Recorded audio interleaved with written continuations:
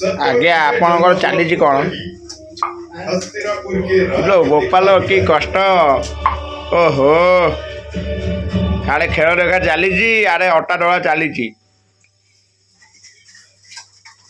କଷ୍ଟ କ'ଣ କଷ୍ଟ କଷ୍ଟ କଲେ ସିନା ରୋଷେଇ ନ କଲେ ଖାଇବ ପୁଣି କିଏ?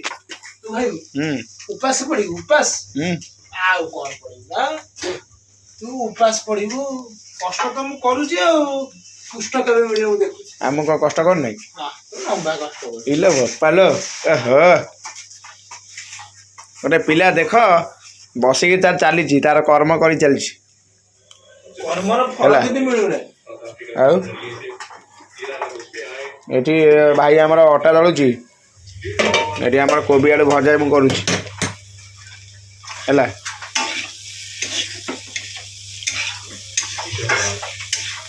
ପରଟା କରିବୁ? ପରଟା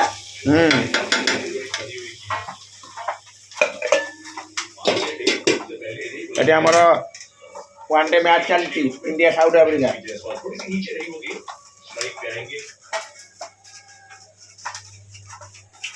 ଆଉ ଏତେ କଷ୍ଟ ପାଇଁ ଆପଣ କ'ଣ କହିବେ? କ'ଣ କହିବି?